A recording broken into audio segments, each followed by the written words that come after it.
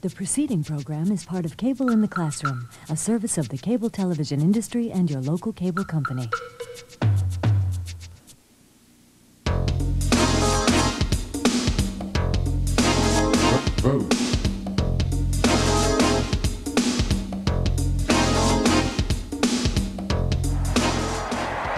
I accept your nomination for president. I accept your nomination for the presidency of the United States.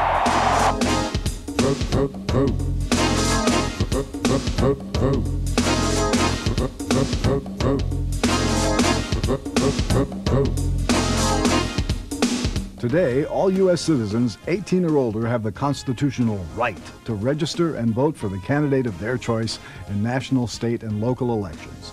But this hasn't always been the case. Historically, people have created all sorts of roadblocks and reasons for why some of us shouldn't be allowed to vote. Reasons like... You're a woman. You're an immigrant. You have to live here 21 years before you can register. You're a Negro. You're an Indian. If you can't recite the Constitution perfectly, then you can't register. After the signing of the Declaration of Independence in 1776, each of the new states wrote constitutions in which they limited the right to vote to white males who owned property. In a few cases, religion might be a condition for voting, but the real emphasis was on wealth and the ownership of property. In South Carolina, for example, you need $10,000 in currency to be governor, $2,000 to be senator. To be elected to the House of Representatives, you must believe in God and the existence of heaven and hell. But the idea of property-based voting is hotly debated. The right of voting for a representative is the primary right by which others are protected. To take away this right is to reduce a man to a state of slavery. For slavery consists in being subject to the will of another. And he that does not have a right to vote in the election of a representative is a slave. Depend on it, sir. It is dangerous to open so fruitful a source of controversy and altercation as would be opened by attempting to alter the qualifications of voting. There will be no end to it. Women will demand a vote. Lads from 12 to 21 will think their rights not enough attended to. And every man who has not a farthing will demand an equal voice with any other in all acts of state. But in the early years of the country, property-based suffrage does allow some blacks and women to vote, though this right is later taken away. The belief was at the founding of the Republic that people should vote who had a stake in society, and that stake was generally measured in terms of property. The qualification was not a racial one, but it was an economic one. At the Constitutional Convention of 1787, Morris of Pennsylvania argues in favor of tying the right to vote to land ownership. Oliver Ellsworth of Connecticut disagrees. Ought not every man who pays a tax vote for the representative who is to levy and dispose of his money? Give the votes to people who have no property, and they will sell them to the rich who will be able to buy them. The convention ultimately decides to let each state write its own guidelines for voting, and these guidelines vary widely from state to state. Vermont has full manhood suffrage, and its only requirements for voting are a year's residence and quiet and peaceable behavior. Kentucky's constitution specifically excludes Negroes, mulattoes, and Indians. Connecticut's guidelines for voting include owning property, a higher age requirement, and a good moral conduct qualification, which essentially means you have to belong to the established church. From 1790 to the beginning of the Civil War in 1860, rules for voting rights gradually become more restrictive for all but white males. Racism and democracy seemed to advance hand in hand in the early republic. And during the first three decades of the 19th century, as suffrage, as property qualifications began to fall more generally, and as states instituted universal suffrage, they also inserted the word white in that. So you had adult male white suffrage, and those blacks who could vote under the old property holding standard lost their vote. Apart from a few Midwestern states hungry for settlers, most states restrict voting rights for immigrants. In the West, Asians are excluded, and immigrants in the Northeast, mostly Irish Catholics, are forced to pass lengthy residency tests for voting and office holding. In the years leading up to the Civil War, abolitionists and suffragists worked together to abolish slavery in the South. In 1848, a year of revolution in Europe and Mexico, and the year the Communist Manifesto was signed, 300 people gather in a church in Seneca Falls, New York to discuss the status of women. The most revolutionary item on the agenda is voting. In that year, a woman named Elizabeth Cady Stanton and her mentor, a woman named Lucretia Mott, who was a Quaker and an anti-slavery activist, organized a small meeting in Seneca Falls, New York. And this convention was different than others in that it concentrated entirely on women's rights. And the most controversial demand was the demand for the right to vote, which most of the rather radical attendees were wary of signing on to. Elizabeth Stanton's controversial resolution read, "Resolve that it is the duty of the women of this country to secure to themselves their sacred right to the elective franchise." The convention and Stanton's resolution are dismissed by the public and widely ridiculed in the press. But the first shots are fired in a battle that would last another 72 years before women win the right to vote.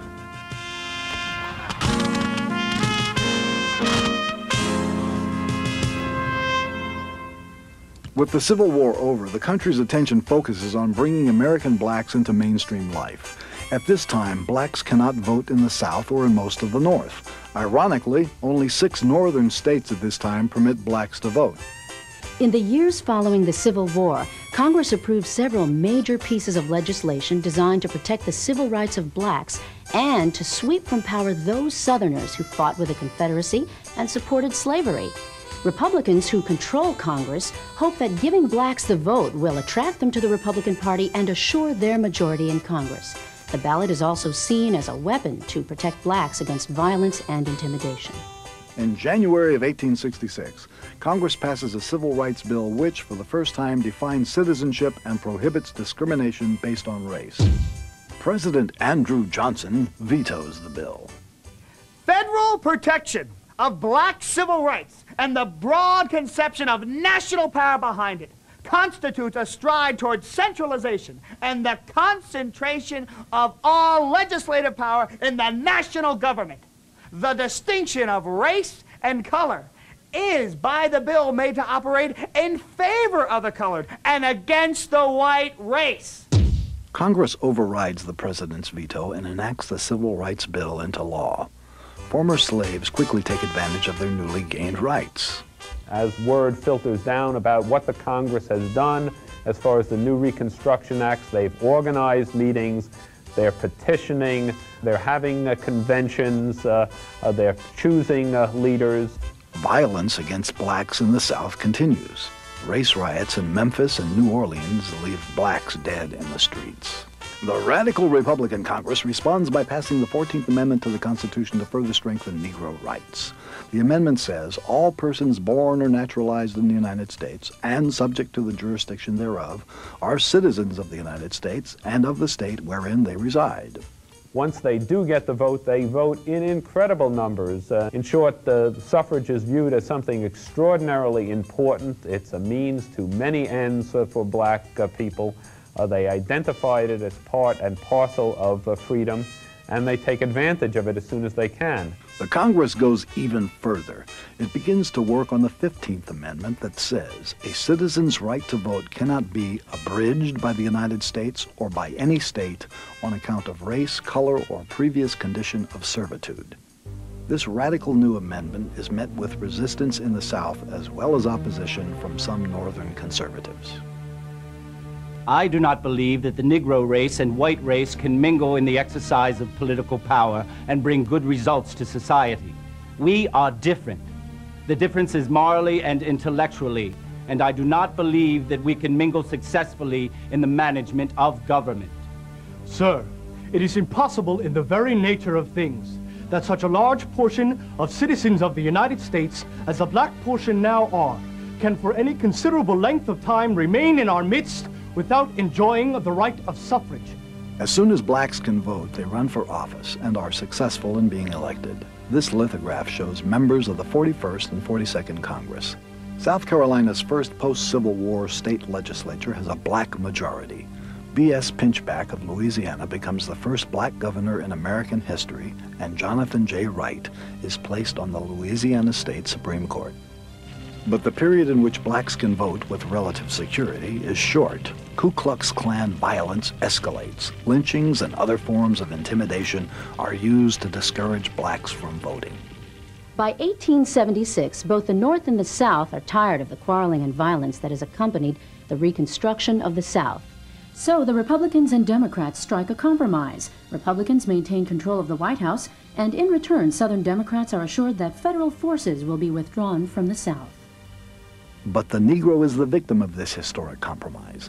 Without federal protection, blacks become second-class citizens, and by the 1890s, this short experiment in social and political equality comes to an end.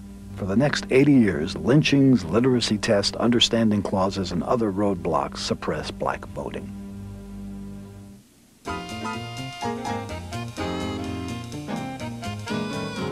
But what about women? Yeah. How did black men get the vote and not women?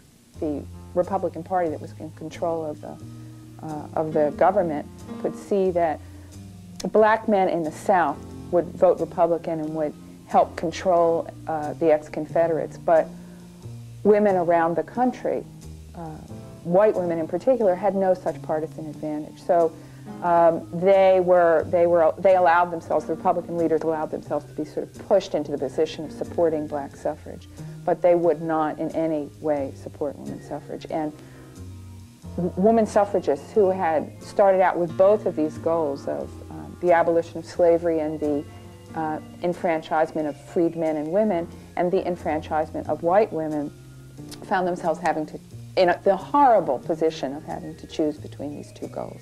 What is Susan B. Anthony's response to waiting for suffrage until black men are enfranchised? I will cut off this right arm before I will ever work for or demand the ballot for the Negro and not the woman. Much to the horror of Anthony and other suffragists, the 14th Amendment inserts the word male into the Constitution for the first time. The second clause protects the rights of any of the male inhabitants of such state. But Anthony and other suffragists decide on a broader interpretation of the 14th and 15th Amendments. They decide that because the 14th Amendment defines any persons born or naturalized in the U.S. as citizens, that they are citizens and therefore constitutionally entitled to the right to vote. So she voted, and she was completely thrilled. She wrote a letter to Elizabeth Stanton and said, "I've done it, I've gone and voted, it feels great, you should go do it." And she was elated, and 2 or 3 weeks later, there's a knock on the door at the U.S. Federal Marshal, who announces that she's in violation of federal legislation that had been passed to control and prohibit the votes of Confederates, that is to say, traitors. Mary Ann Chad Carey's a good example of that in Washington, D.C. The interesting thing is Carey was able to register. They allowed her to register to vote, but when she went to vote, they wouldn't take her ballot. From the early 70s on, you can repeatedly find examples of women, and I've discovered not only in this country but around the world, who engage in this, what you'd have to call direct action voting. So this was a very elegant and constitutionally well-informed form of civil disobedience. The suffrage movement is made up of a wide variety of remarkable women. Paulina Davis publishes one of the first periodicals devoted to the women's rights movement. Mary Livermore averages 150 lectures annually on women's suffrage for 23 years. Belva Ann Lockwood is nominated for President of the United States in 1884 by the National Equal Rights Party. Get down, Belva. Abigail Scott Duniway leads the suffrage struggle in the Pacific Northwest and is the first Oregon woman to register to vote. Ida B. Wells from Chicago is one of my favorite people, period. Okay? And one of the reasons that I admired her suffrage activities is that she had young children, a young baby at the time. And she would pack that baby up and go to political meetings, and the women would be notified ahead of time, and they'd find a babysitter to watch her baby while she would go and talk to the women and encourage them to vote. And I think that that's very significant for the early 20th century, where getting around with a young child was a lot more difficult than it is today. The suffragists travel from state to state to persuade male legislators to give women the vote. They lobby Teddy Roosevelt at his Sagamore Hill home. Harriet Stanton Blatch appears on Wall Street and presents her case to hundreds. Alice Paul and her supporters picket the U.S. Capitol and the White House. They also burn the words of President Woodrow Wilson, who doesn't support them until 1919. 20 million women are denied the right to vote, and you, President Wilson, are the chief opponent of their enfranchisement. They are arrested and jailed in large numbers. But the most successful form of public demonstrations is the suffrage parades that take place in New York City, Chicago, Washington, D.C., and other cities. At first, women ride in cars because walking alone might give the appearance they are streetwalkers or women of low moral standards. By 1912, thousands march in New York City. Many wear white and carry bright-colored banners identifying their hometowns and sometimes their professions. In 1912, the New York Times reports that 10,000 men and women march for suffrage. They also run an editorial arguing against votes for women. The movement must be quelled, if it is to be quelled at all, by the men. They must make it plain to women that they intend to retain possession of the government. For the next 7 years, women work hard for a constitutional amendment. In 1920, the 19th Amendment of the Constitution is ratified. Denial of the right to vote in any election on the grounds of sex is prohibited. So blacks get the vote. And women get the vote. What about Native Americans? Good question. In 1924, an act of Congress makes U.S. citizens of all Native Americans, but they're not allowed to vote in New Mexico and Arizona because of a provision which does not require Indians to pay taxes on trust status lands. In 1947, Miguel Trujillo, a Native American ex-Marine sergeant and schoolteacher, tries to register to vote in New Mexico. He is refused because he is an Indian. Trujillo sues the state, and a panel of federal judges decides that since Indians do pay most other taxes, New Mexico's rules amount to taxation without representation. After 36 years of statehood, New Mexico is forced to grant its Native American citizens the right to vote in state and local elections.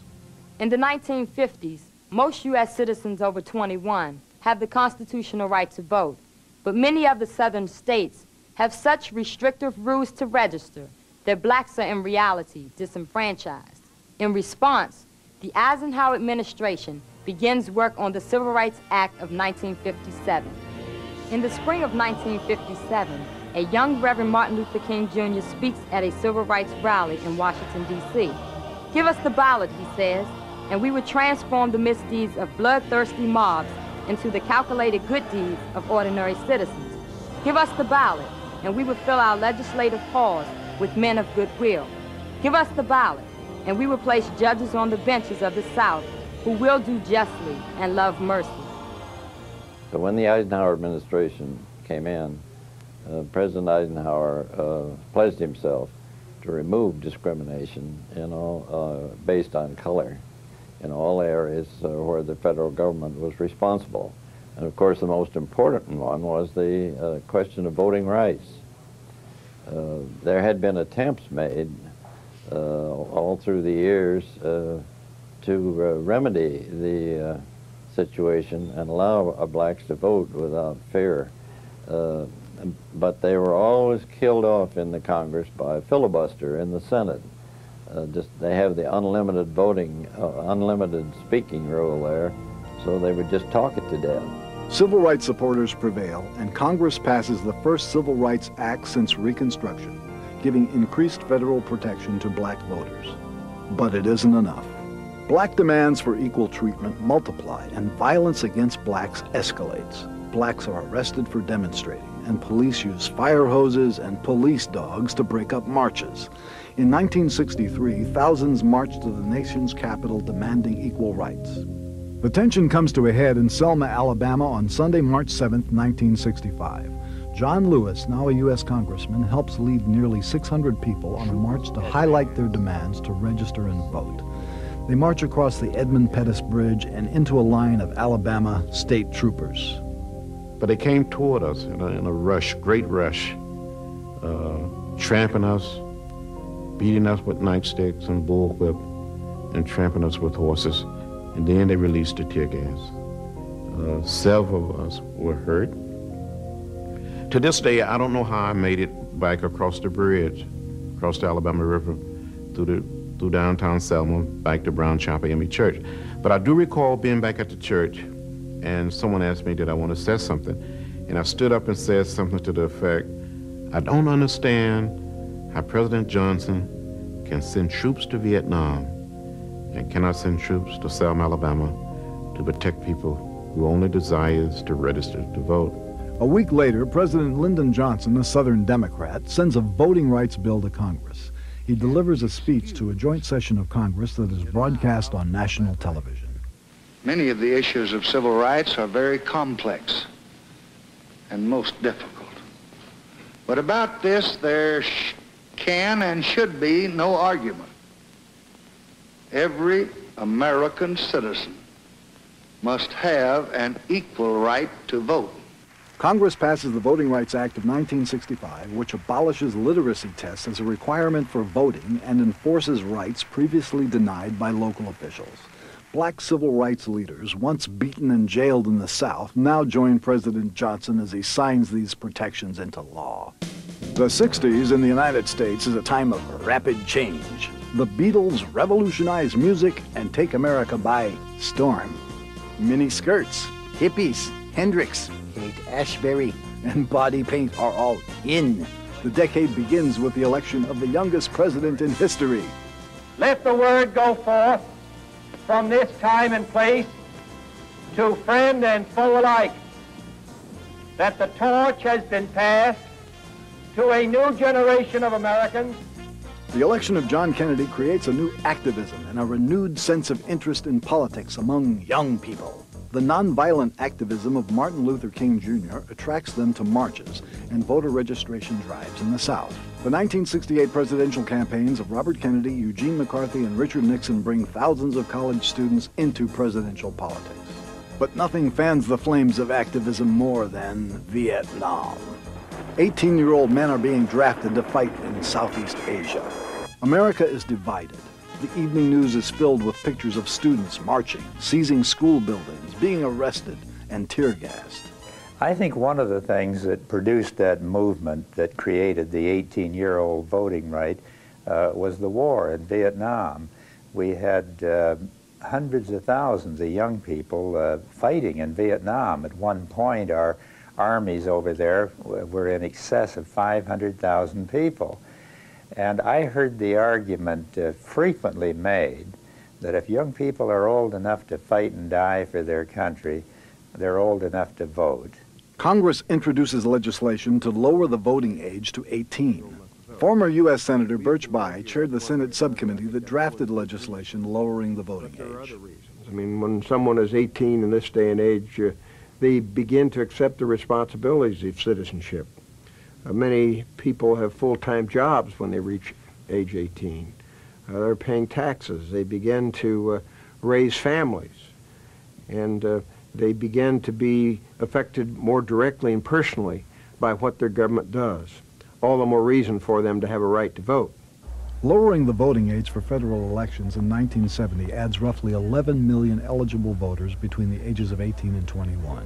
President Nixon signs the measure into law, but does not feel Congress has the constitutional authority to lower the voting age on its own. The Supreme Court agrees with the president, and Justice Hugo Black, in a majority opinion, writes that Congress can regulate the voting age in a national but not state elections.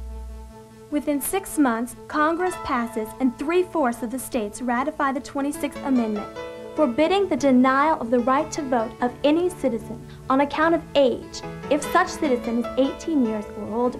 2 centuries of legal and individual struggle has brought universal suffrage to all Americans over 18. But today, one massive obstacle remains, and that is apathy.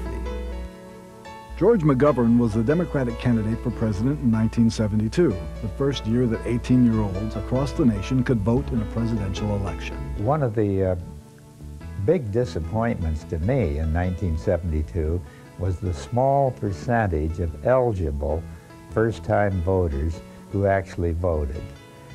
Even on college campuses, I was amazed to find that on some of the better campuses in this country, 10, 11, 12% of those eligible to vote actually participated in that election. The percentage of all eligible voters 18 to 24 years old who voted in 1980 was 33%, 34% in 1984, and 29% in 1988. This same downward trend continues today. I tell young people to believe in something, to have a dream, to have a vision of the future, to lose themselves in something that is much larger, much bigger than they are. Forget about their own circumstances and get involved in the circumstances of others. They should recognize that they still have their lives ahead of them, so issues like the environment are of more importance to them than they are to older people who may not be around for decades to come. And they should vote. It's your vote, and only you can use it. Each election brings you the chance to help change the world around you. In the past, ballots have been cast to set the driving age, the minimum wage, federal funding for your high school or college.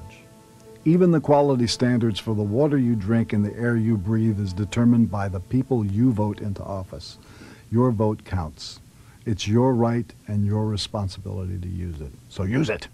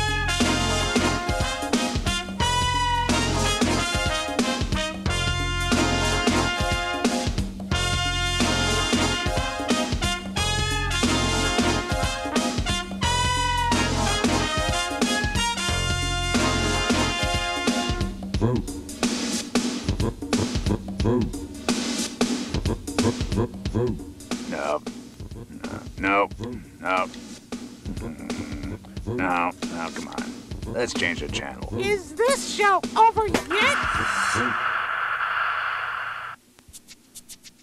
The following program is part of Cable.